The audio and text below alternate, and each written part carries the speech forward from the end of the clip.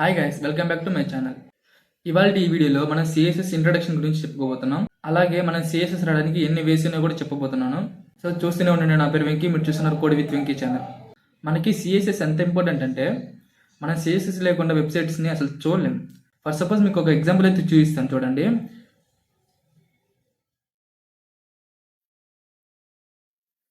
నేనైతే ఒక login form అయితే చేశాను. అది వితౌట్ సిఎస్ఎస్ విత్ సిఎస్ఎస్ ఎట్లా ఉంటుందో చూడండి. సో నేనైతే ఇక్కడ ఒక లాగిన్ ఫామ్ అయితే క్రియేట్ చేశాను. సో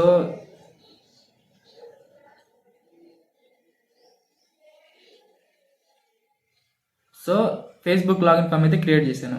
ఆ లాగిన్ ఫామ్ చూడడానికి చూసారు ఎంత బాగుందో, చాలా నీట్గా ఉంది కదా. ఇదే లాగిన్ ఫామ్ని మనం సిఎస్ఎస్ లేకుండా ఎట్లా ఉంటుందో చూడండి. సో సిఎస్ఎస్ లేకపోతేనేమో ఇలా ఉంటుంది. సో మనకి ఓన్లీ హెచ్టిఎంఎల్ కోడ్ అయితే ఇది. మనకి ఓన్లీ హెచ్టిఎంఎల్ ఉంటే అసలుకి చూడడానికి అర్థమే కాదు, ఎట్లా ఉందో కానీ అర్థం కాదు కోడ్.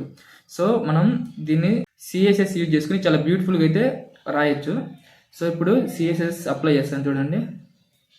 నేనైతే ఇప్పుడు సిఎస్ఎస్ ఫైల్ అయితే లింక్ చేశాను. సో ఇప్పుడు అవుట్పుట్ చూడండి ఎలా ఉందో. సో మనకి సిఎస్ఎస్ అంటే ఎంత ఇంపార్టెంట్ అంటే అర్థమవుతుంది కదా. సో ఇప్పుడు మనం ఇంతకలా ఎలా ఉంది, ఈ టెక్స్ట్ ఫేస్బుక్ అనే టెక్స్ట్కి సైజ్ పెరిగింది, అలాగే కలర్ కూడా మారిపోయింది. కింద ఉన్న ఇది ఒక పేరా, ఈ పేరాకి సైజ్ పెరిగింది, అలాగే మనకి అలైన్మెంట్ కూడా మారింది. సో ఇక్కడ ఫామ్కి చూడండి, ఈ యొక్క ఫామ్కి బాక్స్ షాడో ఉంది, కలర్స్ ఉన్నాయి, విడ్త్ హైట్ కూడా మారాయి. సో వీటన్నిటిని మనం ఎలా ఇంప్లిమెంట్ చేయాలనేది సిఎస్ఎస్లో నేర్చుకుందాం. సో ఇంతగలైతే ఈ టెక్స్ట్ కిందనే ఈ ఫామ్స్ అయితే వచ్చాయి. ఇప్పుడు మనకి ఈ రెండు పక్క పక్కన అలైన్మెంట్ అయ్యాయి. సో ఇలా ఎలా అవ్వాలి అని కూడా సిఎస్ఎస్లో అయితే చెప్తాను. సిఎస్ఎస్లో అయితే నేర్చుకోవచ్చు. సో హెచ్టిఎంఎల్ అంటే ఏంటి? హెచ్టిఎంఎల్ అంటే మన వెబ్ పేజ్ మీద ఏమేమి కనిపించాలి అనేది హెచ్టిఎంఎల్లో రాస్తాం. అదే ఆ కనిపించినవి ఎలా కనిపించాలి, ఎక్కడ కనిపించాలి అని మొత్తం సిఎస్ఎస్లో అయితే రాస్తాం. సో అర్థమైంది కదా, సిఎస్ఎస్ అంటే ఏంటో అర్థమైంది కదా. సో ఇప్పుడు మనం సిఎస్ఎస్ని ఎన్ని వేస్లో రాయొచ్చు అయితే చెప్తాను. సో అసలు సిఎస్ఎస్ అంటే ఫుల్ ఫామ్ ఏంటంటే క్యాస్కేడింగ్ స్టైల్ షీట్స్. సో దీనికి ఫుల్ ఫామ్, సిఎస్ఎస్కి full form cascading style sheets. So దీన్ని మనం 3 వేస్లో రాయొచ్చు. ఆ 3 వేస్ ఏంటి మనకి?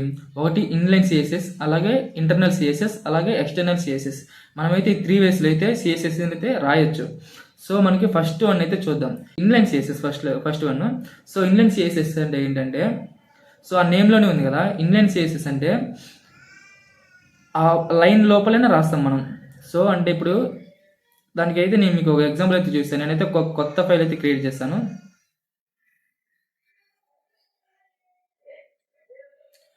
సో నేనైతే ఒక కొత్త ఫైల్ అయితే క్రియేట్ చేశాను. ఈ పేజ్లో అయితే నేను బాలే ప్లేట్ కోడ్ అయితే ఎంటర్ చేస్తాను. సో బాలే ప్లేట్ కోడ్ అయితే వచ్చింది. టైటిల్ అయితే నేను సిఎస్ఎస్ అని ఇస్తాను. అలాగే ఇప్పుడు నేను ఫర్ సపోజ్ నేను ఒక పేరా తీసుకుంటాను. ఈ పేరాలో దిస్ ఈజ్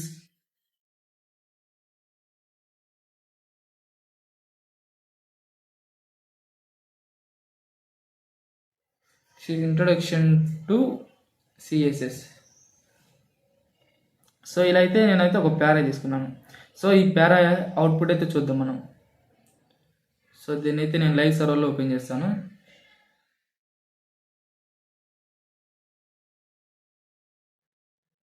సో చూసారు కదా, నాకైతే ఒక పేరా వచ్చింది, this is introduction to CSS అని. సో నాకు ఈ పేరాకి కలర్స్ యాడ్ చేయాలి. సో మనం ఎప్పుడైనా సరే ఇండియన్ సిఎస్ఎస్ యూజ్ చేసుకునేటప్పుడు స్టైల్ అని అట్రిబ్యూట్ అయితే యూజ్ చేస్తాం. మనకి ఎన్ని ప్రాపర్టీస్ కావాలన్నా అన్ని ప్రాపర్టీస్ అన్ని మనం స్టైల్ అని అట్రిబ్యూట్ లోపల ఇస్తాం మనం. సో ఈ స్టైల్ అని అట్రిబ్యూట్ ఎక్కడ రాస్తాం? ఇది ఇన్లైన్ సిఎస్ఎస్ కాబట్టి మనం ఈ ట్యాగ్ లోపల రాస్తాం, ఓపెనింగ్ ట్యాగ్ లోపల అయితే రాస్తాం.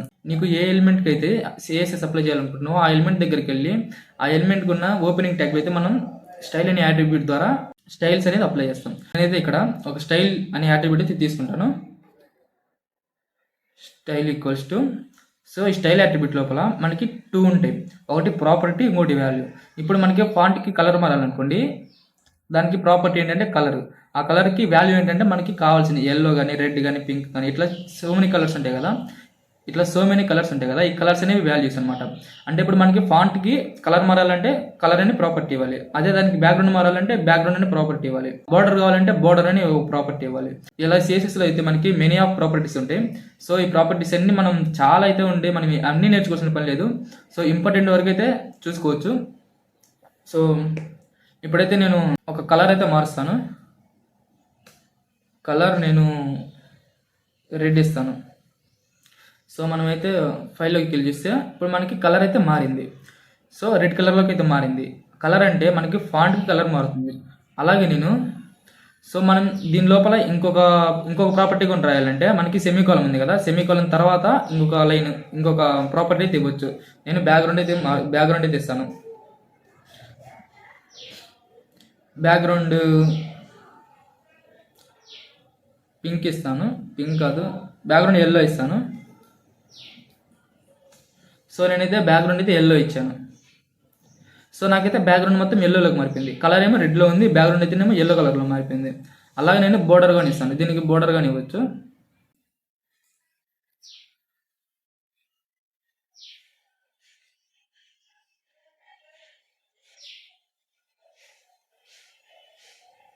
సో అవుట్పుట్లోకి వెళ్ళి చూస్తే సో నాకైతే పారాగ్రాఫ్కి మొత్తానికి నాకు చుట్టూరు బోర్డర్ అయితే బ్లాక్ కలర్లో వచ్చింది. సో ఇదైతే మనం బోర్డర్ ఇచ్చే విధానం అయితే ఇలా ఉంటుంది. సో ఇలా అయితే మనకి నచ్చిన వాటికి మనం కలర్లు అయితే ఇచ్చుకోవచ్చు. ఇన్లైన్ సిఎస్ఎస్ అంటే ఇదేనండి. మనం ట్యాగ్ లోపల అయితే మనం స్టైల్ అనే అట్రిబ్యూట్ యూజ్ చేసుకుని ప్రాపర్టీస్ వాల్యూస్ అయితే ఇస్తాం. సో ఇలా దీన్నే మనం ఇన్లైన్ సిఎస్ఎస్ అంటాం. ఇది మొత్తాన్ని ఇప్పుడు మనం సిఎస్ఎస్ అని అంటాం. అలాగే నేను ఇప్పుడు ఇంకొక పేరా తీసుకుంటాను. ఇంకో పేరా తీసుకున్నప్పుడు ఇంకో పేరా ఏంటి,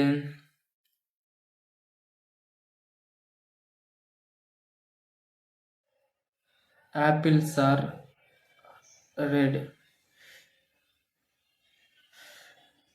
యాపిల్స్ ఆర్. సో నేనైతే ఇంకొక పేరా తీసుకున్నాను, యాపిల్స్ ఆర్ స్వీట్ అని.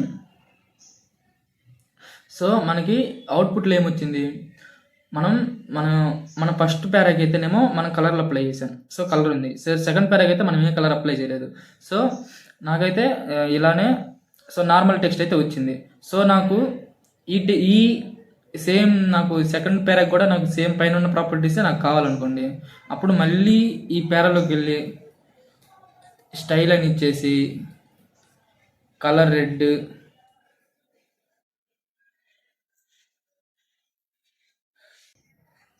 అలాగే బ్యాక్గ్రౌండ్ ఎల్లో అని ఇద్దాం. సో ఇలా నేనైతే కలర్ రెడ్ ఇచ్చి బ్యాక్గ్రౌండ్ ఎల్లో ఇచ్చాను. సో ఇప్పుడు మనకి సెకండ్ ఎలిమెంట్ కూడా మనకి సేమ్ కలర్స్ అయితే వచ్చాయి, మనకి సేమ్ ప్రాపర్టీస్ వచ్చాయి. అలాగే నాకు ఇంకొక పారాగ్రాఫ్ ట్యాగ్ ఉంది అనుకోండి, ఇంకో పారాగ్రాఫ్లో so this is mister Venky అని ఒక పారాగ్రాఫ్ ఉంది. నాకు ఈ పారాగ్రాఫ్కి సేమ్ ఇప్పుడు నార్మల్ టెక్స్ట్ అయితే ఎలా ఉంటుందో అలా టెక్స్ట్ అయితే వస్తుంది. నాకు పైన ఉన్న పారాగ్రాఫ్ ట్యాగ్కి ఏ అయితే ప్రాపర్టీస్ ఉన్నాయో సేమ్ అయ్యే ప్రాపర్టీస్ కూడా కావాలనుకున్నాను అనుకోండి. ఇప్పుడు నేను మళ్ళీ ఈ పారాగ్రాఫ్ ట్యాగ్ లోపలికి వెళ్ళి స్టైల్ అని కొట్టి ఇట్లా మనం ఎన్నిటికైతే చేయగలం. ఈ ఇన్లైన్ సిఎస్ఎస్లో డ్రాబ్యాక్ ఏంటంటే మనం ప్రతి ఒక్క ట్యాగ్ అయితే మనం స్టైల్ అయితే అప్లై చేయాలి. సో ఇప్పుడు పీ ట్యాగ్సే నాకు 3 ఉన్నాయి. అదే నా వెబ్ పేజ్ మీద ఒక 10-20 పారాగ్రాఫ్ ట్యాగ్స్ అయితే ఉన్నాయి అనుకోండి, అప్పుడు నేను ఆ 10-20 పారాగ్రాఫ్స్కి అయితే నేను సపరేట్గా మళ్ళీ స్టైల్ అని ఇచ్చి కలర్ బ్యాక్గ్రౌండ్ ఇట్లా ఇచ్చుకుంటూ పోతే మనకి టైం అంతా వేస్ట్ అవుతుంది. సో వెరీ కాంప్లికేటెడ్ ఇదైతే లిటిల్ బిట్. అలా కాకుండా నేను ఇంటర్నల్ సిఎస్ఎస్ యూజ్ చేశాను అనుకోండి, సో నేను ఒక్కసారే పారాగ్రాఫ్ ట్యాగ్ని సెలెక్ట్ చేసి దానికైతే నేను స్టైల్ ఇస్తాను. ఆ స్టైల్ అనేది మన వెబ్ పేజ్ మీద ఉన్న పారాగ్రాఫ్ ట్యాగ్స్ అన్నిటికీ అప్లై అవుతుంది. సో ఇప్పుడు మనం టైంని సేవ్ చేసినట్టే కదా, సో కొంచెం ఈజీగా ఉంటుంది. సో ఇప్పుడు ఇంటర్నల్ సిఎస్ఎస్ ఎలా రాయాలంటే, మనం ఇంటర్నల్ సిఎస్ఎస్ యూజ్ చేయాలంటే స్టైల్ ట్యాగ్స్ లోపలైతే రాయాలి. సో ఇప్పుడు ఈ స్టైల్ ట్యాగ్స్ లోపల నేను హెడ్ తర్వాత స్టైల్ అని ట్యాగ్ తీసుకుంటాను. సో ఈ స్టైల్ ట్యాగ్ లోపల అయితే నేను కలర్స్ అయితే అప్లై చేస్తాను. ఇప్పుడు నాకైతే పారాగ్రాఫ్కి మనం ఎట్లా అప్లై చేస్తామంటే, ఏ ట్యాగ్ అయితే కావాలో ఆ ట్యాగ్ నేమ్ ఇచ్చాను. ఆ ట్యాగ్కి curly braces open and close మధ్యలో అయితే రాయాలి. నేను curly braces open and close దీని మధ్యలో అయితే నేను మనకి ఏమేమి ప్రాపర్టీస్ కావాలో ఆ ప్రాపర్టీస్ అయితే ఇస్తాం. ఇప్పుడైతే నేను దీనికి ప్రాపర్టీస్ అయితే డైరెక్ట్గా పీ ట్యాగ్ని సెలెక్ట్ చేసి ప్రాపర్టీస్ అయితే ఇవ్వచ్చు. నేను కలర్ బ్లూ ఇచ్చాను, అలాగే బ్యాక్గ్రౌండ్ పింక్ ఇచ్చాను. ఇప్పుడైతే నేను ఈ ఇన్లైన్ CSS అయితే డిలీట్ చేస్తాను.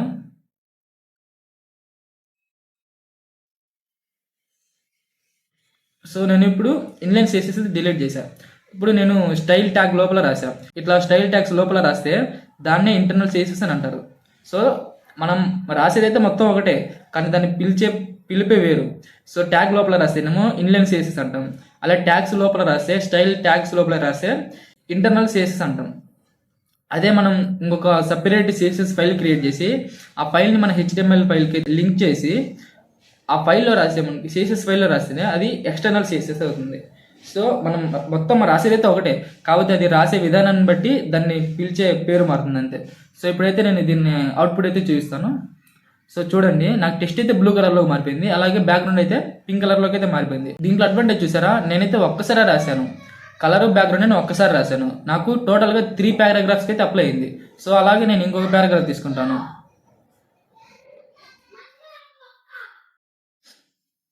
హలో గైస్ అని నేను ఒక పారాగ్రాఫ్ తీసుకున్నాను. సో ఆ పారాగ్రాఫ్ కొని డిఫాల్ట్గా అయితే same blue colour and pink colour background అయితే వచ్చింది. సో ఇలా అయితే మనం అడ్వాంటేజ్ అనమాట. ఫస్ట్ ఏం రాయాలి, ఫస్ట్ మనం ఏ ఎలిమెంట్కి అయితే కావాలో ఆ ఎలిమెంట్ యొక్క ట్యాగ్ నేమ్ రాయాలి. ఆ ట్యాగ్ నేమ్ ఇచ్చి కర్లీ బ్రాసెస్ లోపల అయితే మనకు కావాల్సిన ప్రాపర్టీ అండ్ వాల్యూస్ అయితే ఇస్తాం. సో అలాగే నాకు ఇక్కడ ఇంకొక H1 ఉంది, నాకు హెడ్డింగ్ ట్యాగ్ ఉంది H1.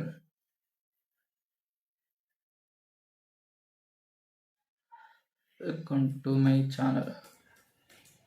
సో ఇక్కడ నాకైతే ఇక్కడ హెడ్డింగ్ ట్యాగ్ ఉంది. సో ఈ హెడ్డింగ్ ట్యాగ్కి అయితే నేను ఇప్పుడు కలర్ మార్చాలి. సో హెడ్డింగ్ ట్యాగ్ కలర్ మార్చాలంటే ఎలాగా, మనం ఇప్పుడు ఇంటర్నల్ CSS యూజ్ చేస్తున్నాం కాబట్టి సేమ్ ఈ కర్లీ బ్రాసెస్ క్లోజింగ్ అయిపోయిన తర్వాత నేను H1 అని ట్యాగ్ నేమ్ సెలెక్ట్ చేసి curly braces open and close చేసి నాకు దానికి కలర్ ఏం కావాలి, కలర్ అయితే నేను బ్లూ వైలెట్ అయితే ఇస్తాను. అలాగే బ్యాక్గ్రౌండ్ బ్లాక్ అయితే ఇస్తాను. సో ఇప్పుడైతే అవుట్పుట్ చూద్దాం ఒకసారి. సో మనకి కలర్ అయితే బ్లూ వైలెట్లోకి అయితే మారిపోయింది, బ్యాక్గ్రౌండ్ కలర్ బ్లాక్లోకి మారిపోయింది. సో ఇలాగా మనకు కావాల్సిన ట్యాగ్స్ అన్నిటికీ అయితే మనం CSS అయితే అప్లై చేసుకోవచ్చు. సో ఇది ఒక అడ్వాంటేజ్ అండి. మనం ఇక్కడ మళ్ళీ ఇంకొక H1 ట్యాగ్ ఉంది నాకు. సో H1 ట్యాగ్ లోపల వెంకీ అని రాశాను నేను. సో ఈ ట్యాగ్ లోపల సేమ్ పైన ఉన్న H1 ట్యాగ్కి ఏవైతే ప్రాపర్టీస్ ఉన్నాయో సో సేమ్ ప్రాపర్టీస్ అయితే అప్లై అయ్యాయి కింద ఉన్న H1 ట్యాగ్ కూడా. సో ఇదొక అడ్వాంటేజ్ అండి, మన ఇంటర్నల్ CSS యూజ్ చేయడం వల్ల ఇదొక అడ్వాంటేజ్. సో ఇదైతే మనకి ఇంటర్నల్ CSS అండి. సో ఇప్పుడు మనకి ఎక్స్టర్నల్ CSS ఎలా రాస్తారో చెప్తాను. సో నేనైతే దీనికి స్టైల్ తీసేస్తాను. సో నేనైతే ఇక్కడ ఇంకొక ఫైల్ అయితే క్రియేట్ చేయాలి. CSS ఫైల్ క్రియేట్ చేయాలంటే .css అనే నోటేషన్ అయితే యూజ్ చేయాలి. సో ఇప్పుడైతే నేను ఒక నేమ్ ఇస్తాను, style.css. ఆల్రెడీ ఉందంట. సో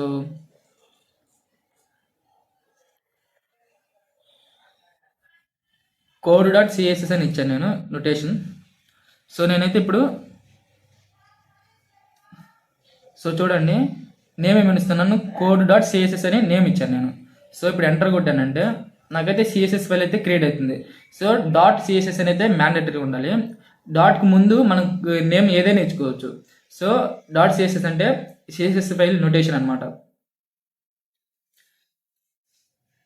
ఓకే, ఫైల్ క్రియేట్ చేసినాం. సో ఈ ఫైల్ని మన index.html అనే ఫైల్కి లింక్ చేయాలి. సో ఇలా లింక్ చేయాలంటే నేనేం చేస్తానంటే టైటిల్ తర్వాత లింక్ అనే ట్యాగ్ తీసుకుంటాను. లింక్ అనే ట్యాగ్ లోపల మనకి 2 అట్రిబ్యూట్స్ ఉన్నాయి. ఈ REL అంటే ఏంటంటే రిలేషన్. ఈ రిలేషన్ ఏం రిలేషన్, మనకి స్టైల్ షీట్ యొక్క రిలేషన్. సో href అంటే ఏంటంటే మనకి లాస్ట్ వీడియోలో చెప్పాను మీకు, యాంకర్ ట్యాగ్స్లో మన వెబ్ పేజెస్ని ఎలా లింక్ చేయాలని అయితే నేను చెప్పాను కదా. సో అలాగే ఇప్పుడు ఈ href అంటే హైపర్ టెక్స్ట్ రెఫరెన్స్ అనమాట. సో ఈ href లోపల ఈ యొక్క స్టైల్ షీట్ పాత్ అయితే మనం ఇవ్వాలి ఇక్కడ. సో నేనైతే పాత్ ఏంటి, code.css. సో ఇక్కడ అయితే చూపిస్తుంది code.css ఇచ్చాను. సో ఇదైతే నేనైతే ఇచ్చాను. ఇప్పుడు CSS అనే ఫైల్కి HTML అనే ఫైల్కి కనెక్షన్ ఉంది ఇప్పుడు. సో ఇది కనెక్ట్ అయిందా లేదా అవ్వలేదని నేనైతే క్లారిఫై చేసుకోవడం కోసం నేను బాడీకి అయితే బ్యాక్గ్రౌండ్ కలర్ అయితే ఇచ్చి చూస్తాను. Background colour aqua. సో ఒకసారి అవుట్పుట్కి వెళ్ళి చూద్దాం. సో నాకైతే బ్యాక్గ్రౌండ్ కలర్ అయితే బాడీ మొత్తానికి అయితే బ్యాక్గ్రౌండ్ కలర్ అయితే అప్లై అయింది. ఇప్పుడు CSS ఫైల్ HTML ఫైల్కి అయితే లింక్ అయిపోయింది. సో నేనైతే ఇది తీసేస్తాను. సో ఇప్పుడు ఈ సిఎస్ఎస్ ఫైల్లో మనం కోడ్ ఎట్లా రాయాలంటే మనం ఇంతలో ఏం చేసాం, ఫస్ట్ ఏమో స్టైల్ అనే యాట్రిబ్యూట్ యూజ్ చేసుకుని ట్యాగ్ లోపల అయితే రాసాము. అలాగే ఇంటర్నల్ సిఎస్ఎస్కి అయితే మనం ఏం చేసాం, స్టైల్ అనే ట్యాగ్స్ లోపల అయితే మనం ట్యాగ్స్ని సెలెక్ట్ చేసి వాటికి స్టైలింగ్ అయితే అప్లై చేసాం. ఇప్పుడు డైరెక్ట్గా మనం ఇది సిఎస్ఎస్ ఫైల్, ఈ సిఎస్ఎస్ ఫైల్లో మనం స్టైల్ అని ఏం యాట్రిబ్యూట్ కానీ ట్యాగ్స్ కానీ అయితే యూజ్ చేయం. మనం ఏ ఎలిమెంట్స్కి అయితే స్టైల్స్ అప్లై చేయాలనుకుంటున్నామో ఆ ఎలిమెంట్ని డైరెక్ట్గా ఇచ్చేసి మనమైతే స్టైల్స్ అయితే అప్లై చేసుకోవచ్చు. సో ఇప్పుడు ఇక్కడ ఒకసారి దీని అవుట్పుట్ చూద్దాం. సో నార్మల్ టెక్స్ట్ ఉంది, నేనైతే దీనికి స్టైల్స్ అప్లై చేస్తాను. సో ఇప్పుడు పారాగ్రాఫ్ ట్యాగ్ ఉంది, డైరెక్ట్గా మనం ఎలిమెంట్స్ డైరెక్ట్గా మనం ట్యాగ్ నేమ్తో అయితే సెలెక్ట్ చేసుకుని కలర్స్ అయితే అప్లై చేసుకోవచ్చు. సో ఇప్పుడు కలర్ ఏమిద్దాం, కలర్ అయితే బ్రౌన్ ఇచ్చాను. అవుట్పుట్కి వెళ్ళి చూద్దాం పారాగ్రాఫ్ వరకు. సో చూడండి కలర్ అయితే మారిపోయింది, పారాగ్రాఫ్స్ అన్నిటికీ నాకైతే బ్రౌన్ కలర్లోకి అయితే మారిపోయింది. సో బ్యాక్గ్రౌండ్ కానీ ఇద్దాం మనం ఏదో ఒకటి. బ్యాక్గ్రౌండ్ ఏమి ఇద్దాం, బ్యాక్గ్రౌండ్ అయితే గ్రీన్ అయితే ఇస్తున్నాను. సో మనకైతే బ్యాక్గ్రౌండ్ గ్రీన్ గానే అప్లై అయిపోయింది. మనం ఎక్కడైనా సిఎస్ఎస్ రాసేది ఒకటే, కాకపోతే మనం రాసే విధానం అయితే మారుతుంది అంతే. మనం ట్యాగ్ లోపల రాస్తేనేమో ఇన్లైన్ సిఎస్ఎస్, అదే స్టైల్ ట్యాగ్స్ మధ్యలో రాస్తేనేమో ఇంటర్నల్ సిఎస్ఎస్. అదే మనం వేరే సపరేట్ పేజ్ క్రియేట్ చేసి ఆ పేజ్ లోపల స్టైల్స్ అనేవి రాసామంటే అది ఎక్స్టర్నల్ సిఎస్ఎస్ అని అంటాం అంతే. సో ఇదండి మనం 3 ways ఉంటాయి మనం సిఎస్ఎస్ అప్లై చేయడానికి. ఇదైతే ఈ 3 ways అండి మనం సిఎస్ఎస్ అప్లై చేయడానికి అయితే. సో అలాగే నేను H1 కూడా ఇస్తాను. H1కి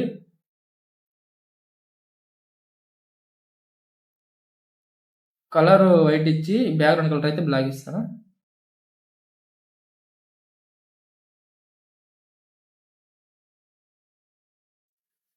సో ఇప్పుడైతే మనకి ఈ యాక్చువల్ టెక్స్ట్ అయితే వైట్ కలర్లోకి అయితే మారింది, బ్యాక్గ్రౌండ్ బ్లాక్ కలర్లో మారింది.